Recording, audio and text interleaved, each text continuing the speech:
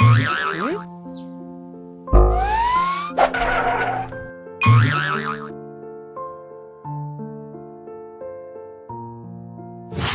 वाह, इतने दिनों के बाद तेरे हाथ की चाय पीकर तो मजा आ गया।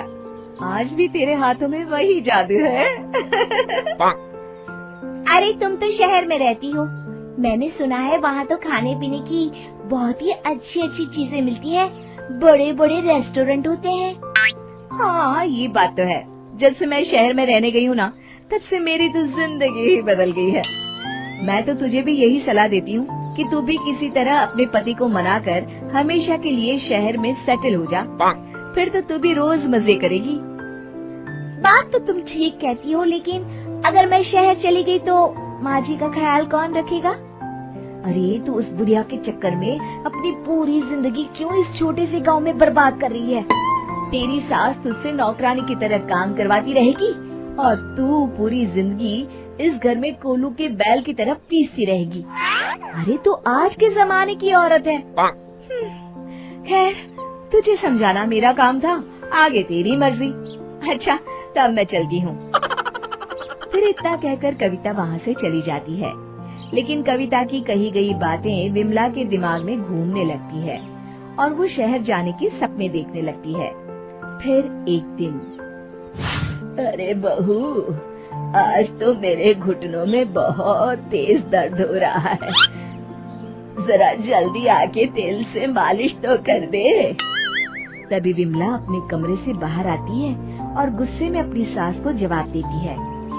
अरे माँ जी, ये तो आपका रोज रोज का नाटक हो गया है। मेरी तो समझ में नहीं आता, आप मुझे अपनी बहू बनाकर लाई हैं या इस घर की नौकरानी? अरे बहू, आज तुझे अचानक क्या हो गया? मैंने ऐसा भी क्या कह दिया जो तू इतना नाराज हो रही है? बुढ़ापे में तो बहू ही अपनी सास की सेवा करती है ना। वो जमाना गया माँ जी, मैं आज के जमाने की लड़की हूँ। आज से आप अपना सारा काम खुद करिए। फिर इतना कहकर विमला वहाँ से चली जाती है।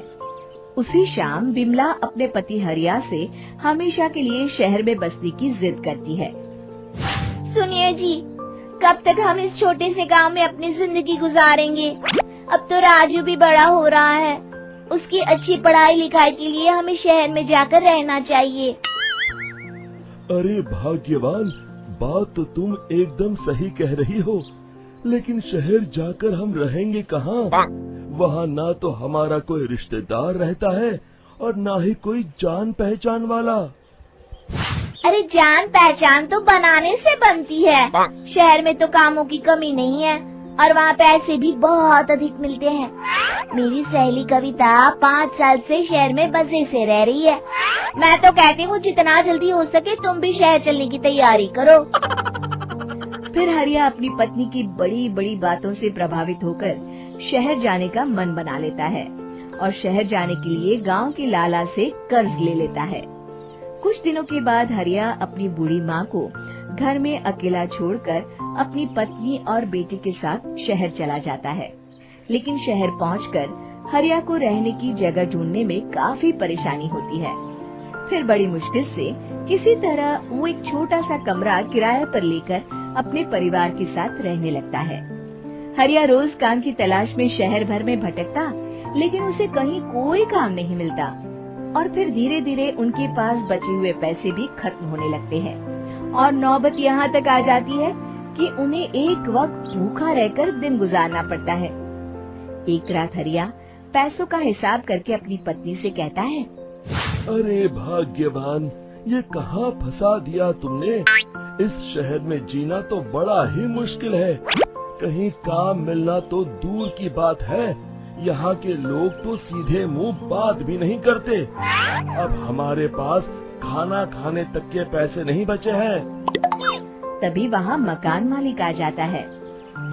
अरे भाई, मैंने तुम्हें कमरा देते वक्त ही कहा था कि मैं रोज के रोज पैसे लूंगा।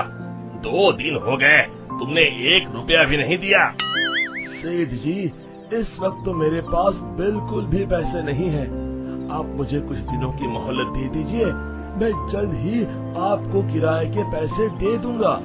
ओहो, इस तरह की बातें तो मैं सालों से सुनता रहा हूँ। अगर तुम पैसे नहीं दे सकते तो कल मेरा कमरा खाली कर दो। हाँ, इस शहर में किराएदारों की कमी नहीं है। ये कहकर मकान मालिक वहाँ से चला जाता है।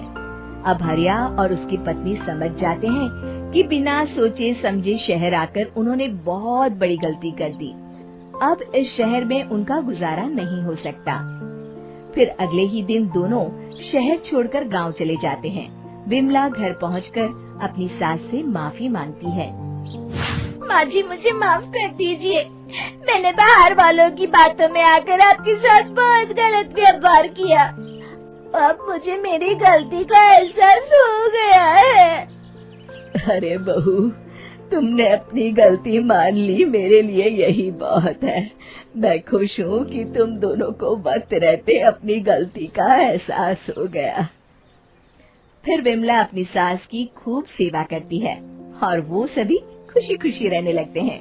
शिक्षा: हमें बिना सोचे समझे कभी कोई फैसला नहीं करना चाहिए। दोस्तों, हमें उम्मीद है कि आपको हमारी ये कहानी पसंद आई होगी। कृपया हमारे चैनल को सब्सक्राइब करें और सभी अपडेट्स के लिए बेल आइकन जरूर दबाएं। और हाँ, वीडियो लाइक और शेयर करना मत भूलिएगा। Bye bye.